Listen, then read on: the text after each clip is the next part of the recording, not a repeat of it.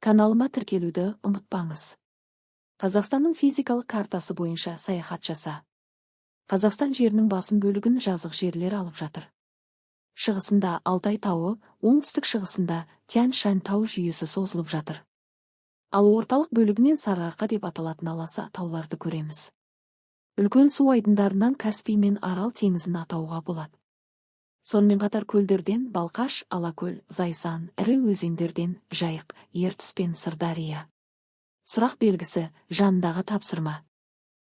Аталған жер су атауларын тау, өзен, көлдерді картадан 41 беттегі тауып көрсет.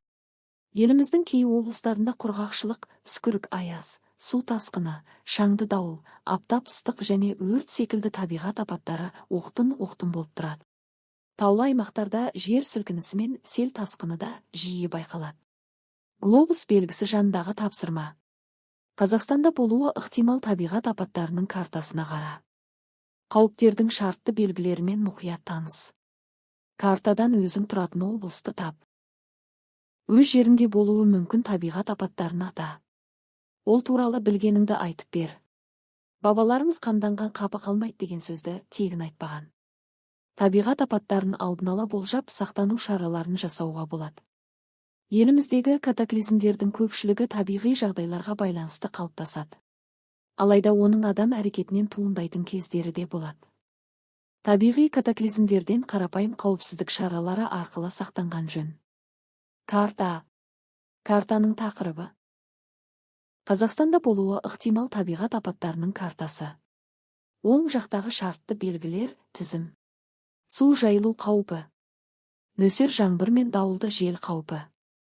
Қатты ыстық пен қуаңшылық қаупі. Су тасқыны қаупі, мұз еру кезінде. Қар көшкіні қаупі. Жер сілкінісі қаупі. Өрт қаупі, дала, орман. Жер көшкіні қаупі.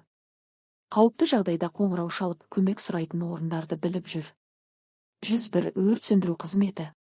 102 полиция. 103 жедел жәрдем. 104 газ қызметі. 112 құтқару қызметі. Жағдайды талқылайық. Бір жағдай. Сен түстен кейін досыңмен бірге балық аулауға бардың. Осы кезде аспанды бұлт торлай бастады. Бұлт күн көзін жауып, айнала одан сайын қараңғылана түсті. Сәлден кейін күн күркіреп, найзағайда жарқ ете қалды. Содан кейін жаңбыр шелектеп құя жөнелді.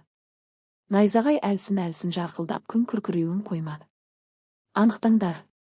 Бұл табиғаттағы қандай құбылыс? Мұндай жағдайда сендердің әрекеттерің қандай? Мұндай табиғат құбылысынан қорғану үшін қандай орынды таңдайсың? Ол үшін нені ескерген дұрыс? 2 жағдай. Қатерлі боранның жақындап келе жатқаны туралы ауа райы қызметкерлері Жалпақсай ауылының тұрғындарын хабардар етті. Бұл жағдайда адамдар қандай қорғаныс жұмыстарын жасауы керек? Төмендегі тапсырма. Біздің жерімізде болатын катаклизмдердің тізімін жасап, мына сұрақтарға жауап беріңдер. Катаклизмдердің алдын алу үшін не істеуге болады?